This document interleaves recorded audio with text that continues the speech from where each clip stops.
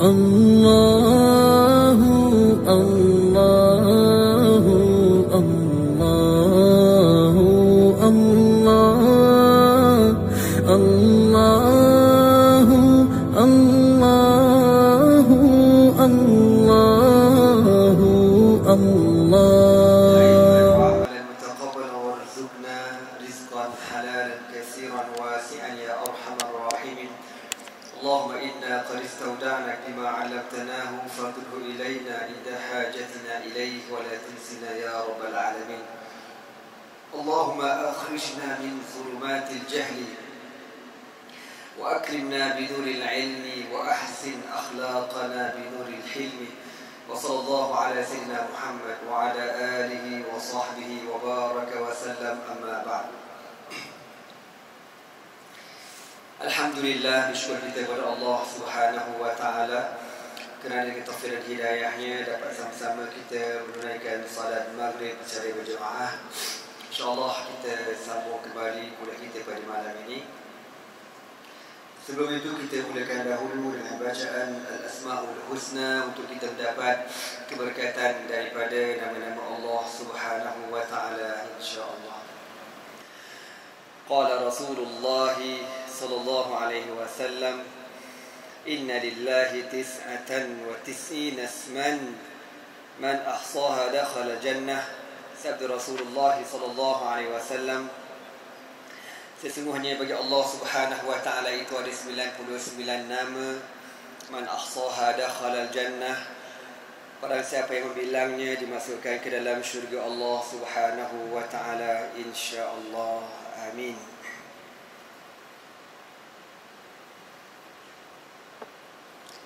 Muslimin muslimat yang dirahmati Allah sekalian, sambungan kita pada malam ini daripada kitab hadis Riyadhus Shalihin, babun fi man sanna sunnatan hasanatan aw sayyi'atan. Bab yang menyatakan sesiapa yang melakukan satu perkara yang baru, yang elok, ataupun perkara baru yang tidak elok.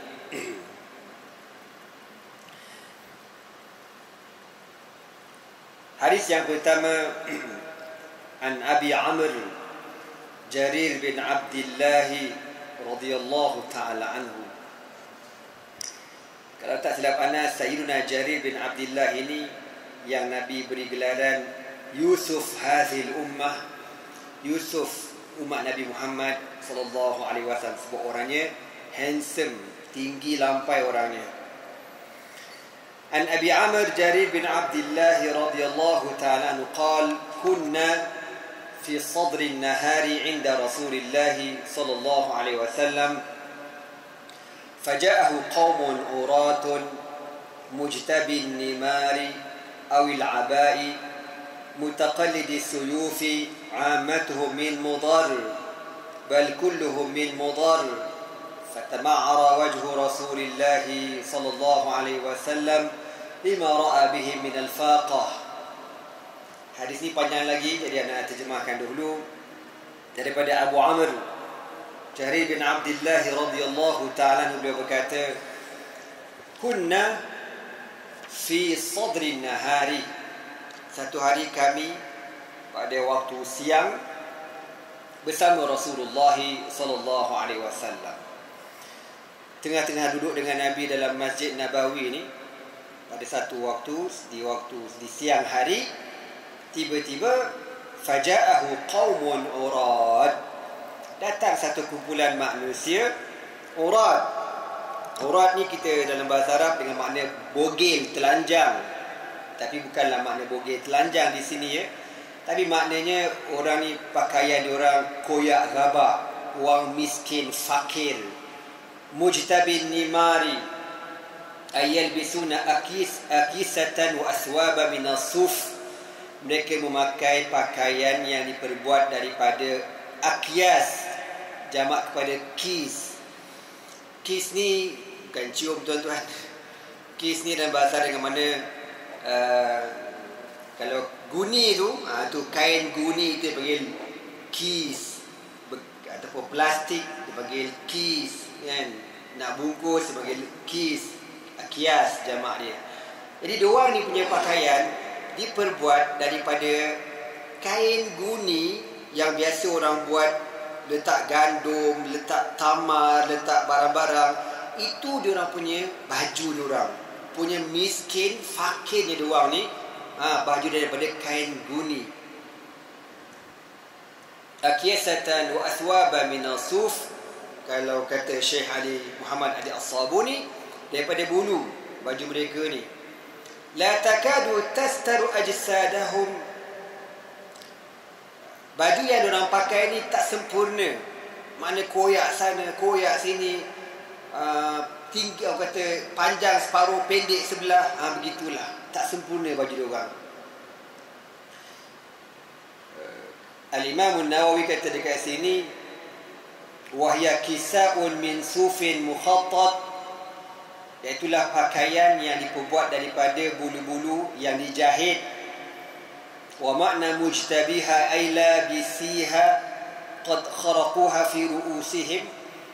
Ya, kalau nak bagi gambaran mudah, kalau kita boleh gambarkan kain guni tu, guni kan, kita ambil guni, lepas tu kita buat lubang, kita masukkan kepala kita, jadilah baju settle. Gitu je baju diorang ni. Lepas tu dah pakai, buat lubang kat tangan, keluar tangan. Gitu baju diorang. Subhanallah. Wal jawbu al-qat'u. Wa minhu qawluhu ta'ala wa thamud alladhina jabu as-sakhra bil wad ay qata'uhu. Okey.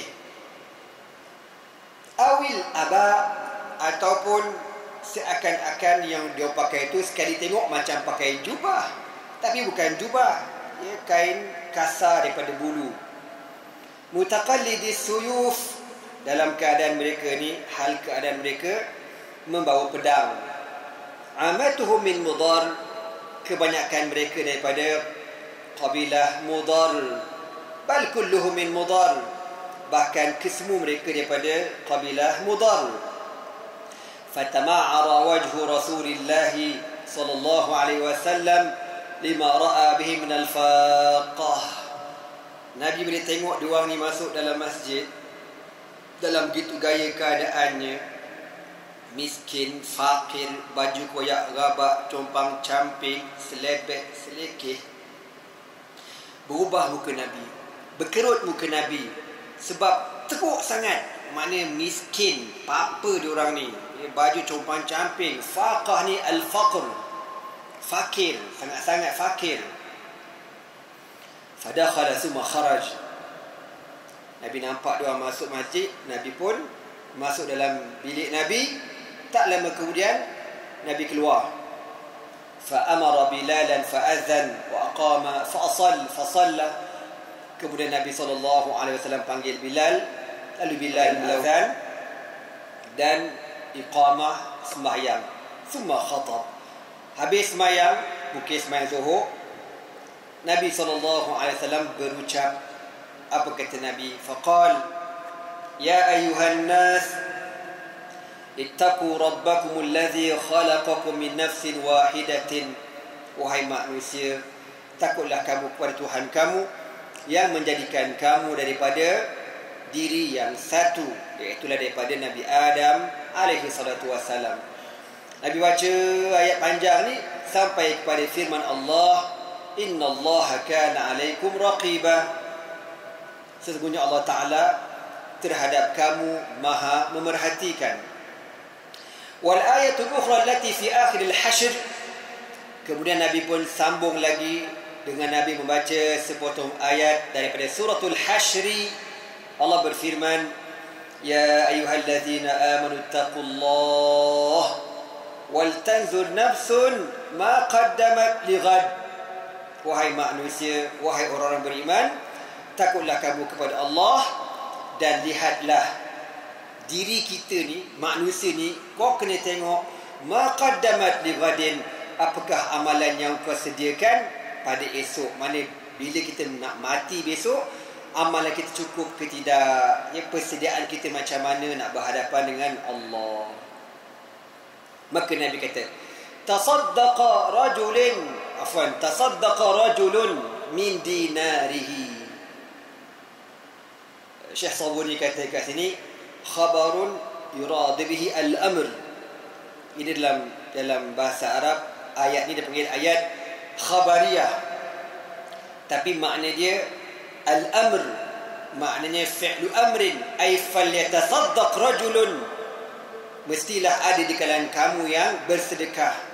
Al yatasaddaq al-insanu bima yastati', hendaklah di kalangan kamu yang ada dalam masjid hari ini bersedekah. Nabi kata, min dirhamihi, daripada duit dirhamnya, min thawbihi, daripada pakaiannya, min sa'i burrihi, daripada secupak gandumnya, min sa'i tamrihi, daripada secupak tamarnya, hatta qal, sehingga Nabi kata, walau bisyikki tamratin, sekalipun sedekah tersebut hanya dengan sebelah biji tamar sahaja. Ya, maknanya Nabi galakkan para sahabat supaya bersedekah, sponsor, wakil ataupun kumpulan daripada kabilah Mudar yang datang dalam keadaan fakir miskin yang amat sangat. Maka Nabi kata, harap-harap ada di kalangan kita pada hari ini yang bersedekah duit, bersedekah pakaian, bersedekah gandum, bersedekah tamar. Kalau tak mampu pun, sebelah tamar pun tak apa. Sampai macam tu Nabi nak suruh juga bersedekah, walau bisyiki tamratin, walaupun dengan sebelah biji tamar.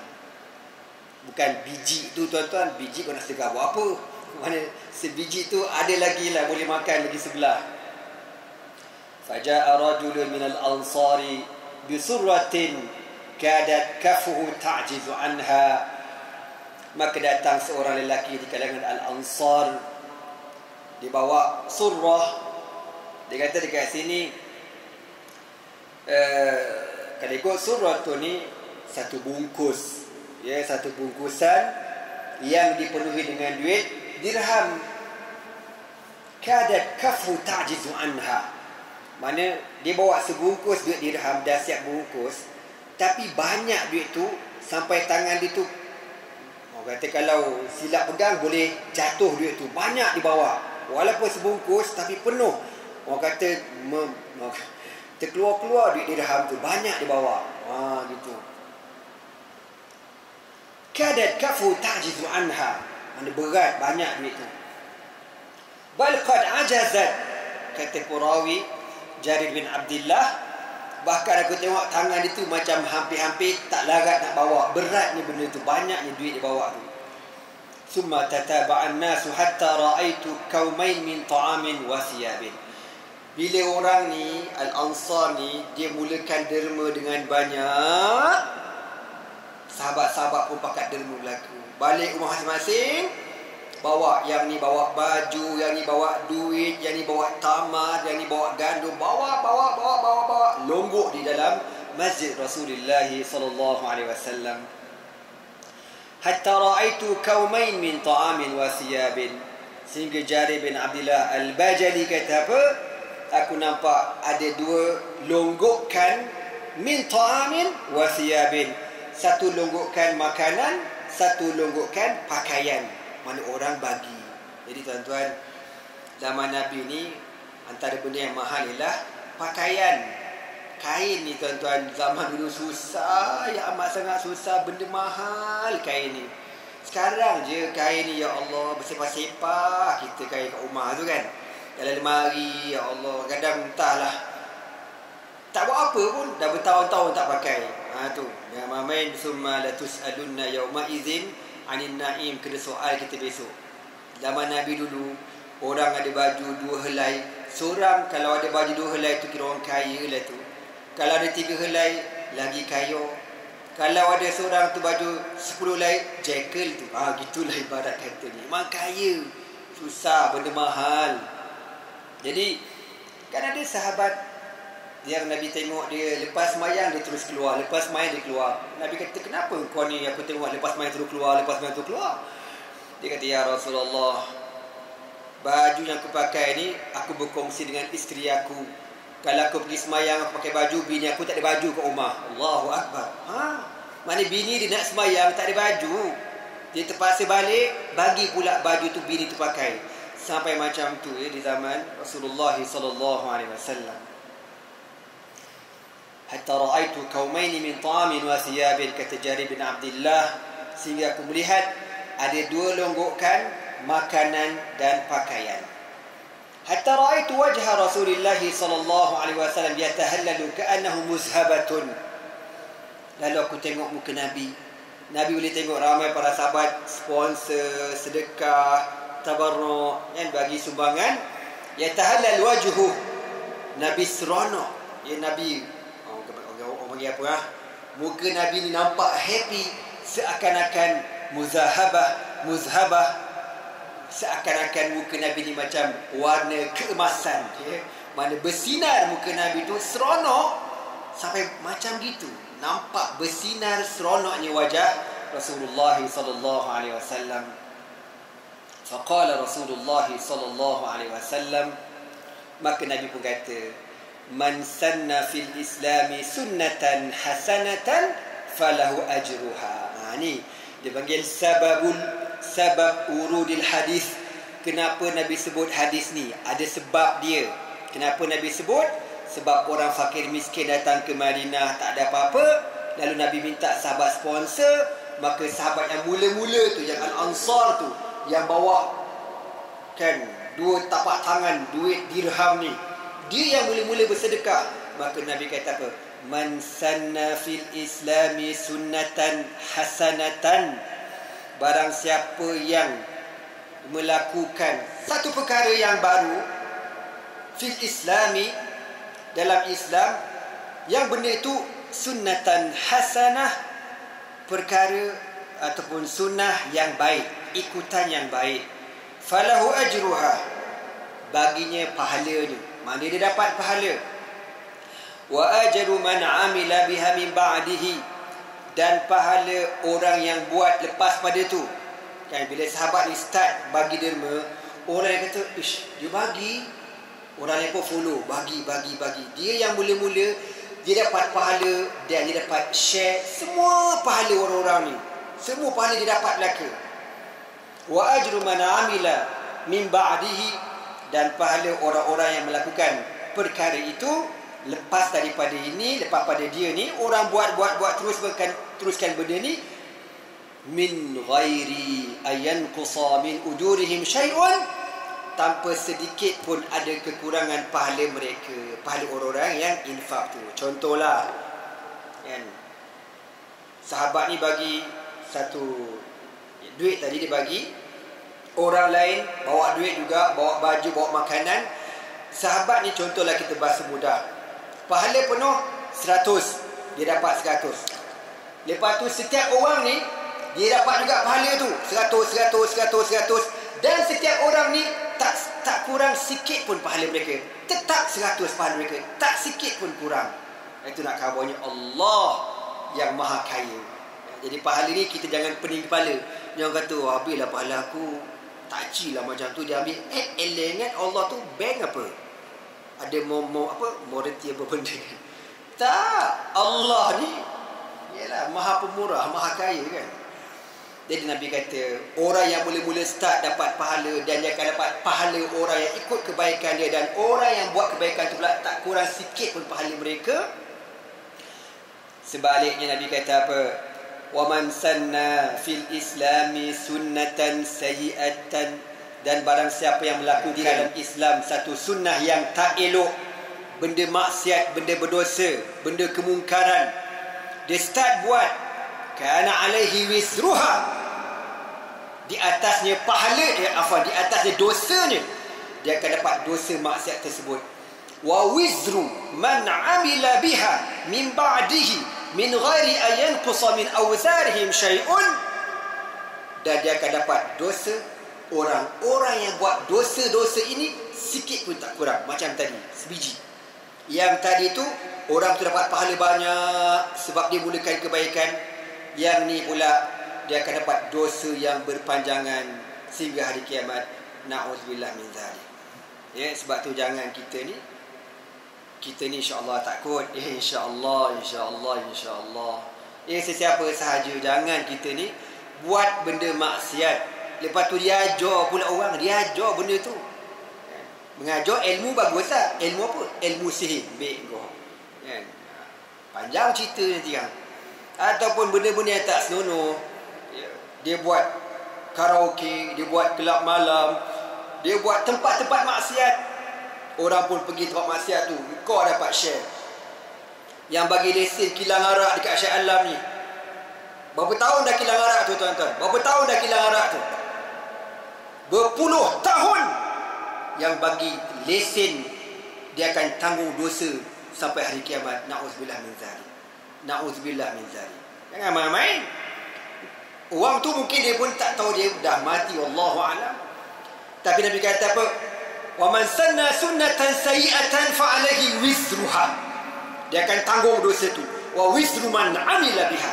Dan dosa orang-orang yang buat dosa itu, la yanqusu min awzarihim syai'un, takkan kurang sedikit pun dosa tu.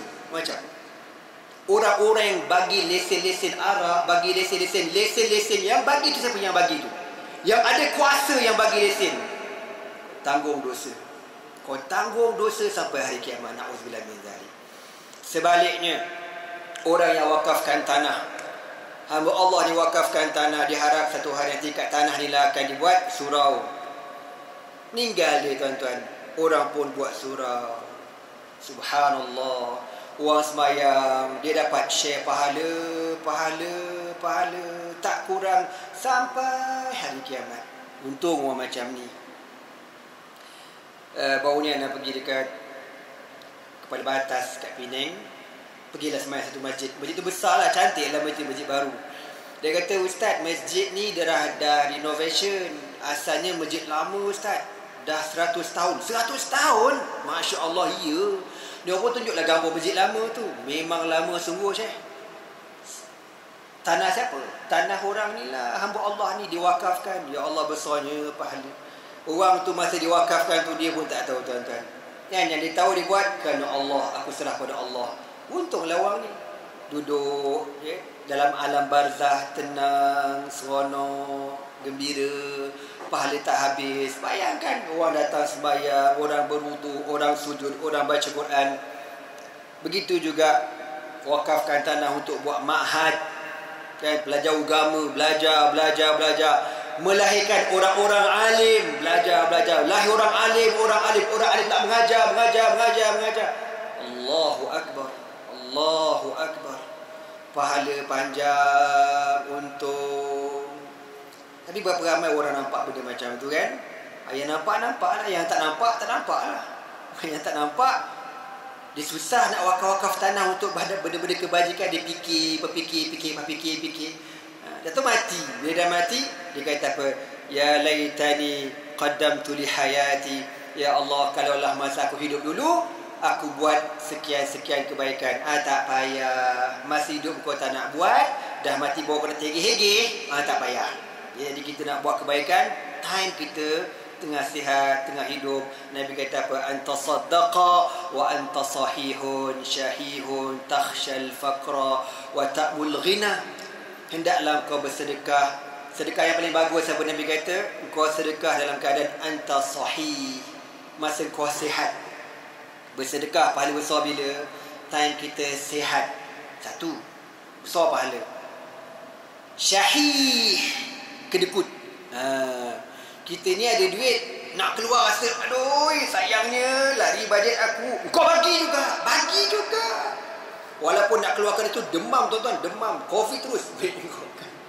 Tapi dia bagi juga.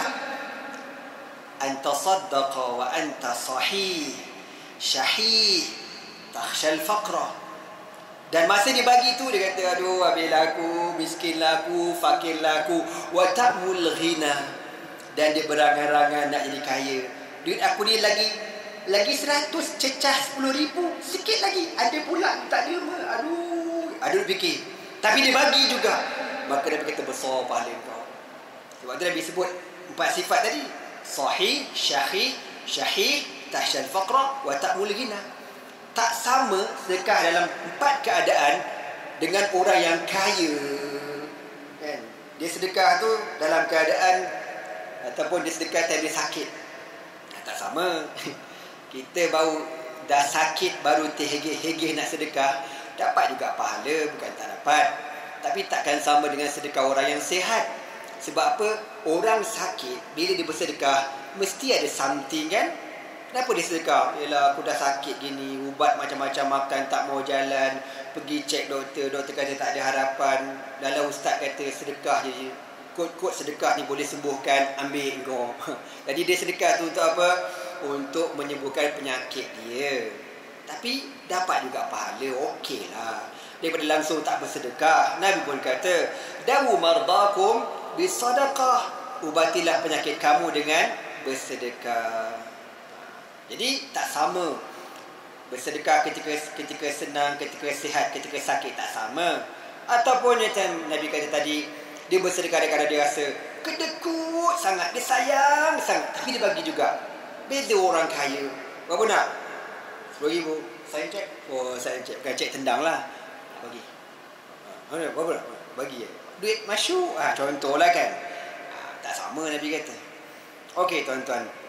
Maka apa kata Syekh Muhammad Ali As-Sabuni, dia kata apa? Hadzal hadis. Hadis yang kita baca ni nassun qati', merupakan nas yang putus ala annahu yujadu fil mustahdathi minal umuri, bahawasanya ada dalam perkara-perkara baru ma huwa sunnatun hasanah, apa yang dipanggil sebagai sunnah yang baik, wa sunnah mubtadi'ah, dan sunnah yang bid'ah. Bahasa mudahnya, ada bid'ah hasanah, ada bid'ah sayyi'ah. Di qaulihi sallallahu alaihi wasallam, kerana Nabi yang cakap man sannah, siapa yang memulakan perkara baru, gitu. Dan Nabi tak kata walam yakul man amila bisunnatina. Nabi tak sebut man amila bisunnatina, barang siapa yang melakukan amalan dengan sunnah kami. Tapi Nabi lebih umum, man sanna, umum, siapa yang buat perkara baik, dia dapat pahala tu. Gitu. Fa inna min al-umuri ma yutafaq ma'al Islam wa la yata'arad ma'hu fa huwa sunnatun hasanatun. Kerana dia kata apa? Segala perkara-perkara tuan-tuan, benda baru, kalau benda baru tu bagus kita buat, tidak bercanggah dengan hukum syarak, maka dikategorikan apa dia? Sunnah hasanah. Mana benda yang baik. Contoh mudahnya, ni kamera ni. Tu kamera tu. Ada zaman Nabi kamera ada. Jangan buat bid'ah pula. Zaman Nabi line handphone pun tak ada bang. Mana ada? YouTube ada YouTube. Tiup pun tak ada tuan-tuan. Jadi apa hukum benda ni? Bid'ah lah benda ni. Tapi digunakan untuk majlis ilmu. Orang tengok, orang dengar, orang dapat manfaat. Pahala berjalan berterusan. Sunnah hasanah lah dia panggil benda ni. Ya. Tapi kalau salah guna kamera ni, kodeng orang, letak intip orang dan sebagainya, dapatlah maksiat, dapatlah dosa ni. Susah pun nak faham kan? Macam itulah. Jadi benda-benda ni benda baru, zaman Nabi tak ada, tapi ada kebaikan untuk agama, gunakan, tak ada masalah. Maka Al-Allamah Syekh Muhammad Ali As-Sabuni yang masih hidup lagi, hafizahullah kullal hifzi, yang masih hidup lagi walaupun akan uzur sekarang ni, dia kata hadis yang kita baca ni merupakan nas yang qati', yang putus, mengatakan ada dua benda yang dipanggil sebagai bid'ah yang baik dan bid'ah yang tak elok, yang tak baik.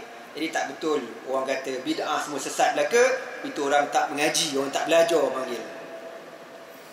Wa ani bin Mas'ud radhiyallahu ta'ala anhu anna Nabiy sallallahu alaihi wasallam qala laysa min nafsin tuqtalu zulman illa kana ala ibni adam al-awwal kiflun min damiha li'annahu kana awwal man sanna al-qatla muttafaqun alayhi.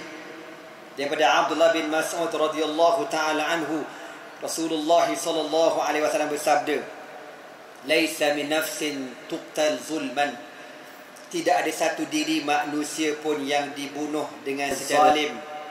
Mana saja orang bunuh orang, tak ada sebab syarak, peperangan dan sebagainya, yang tidak ada alasan syarak.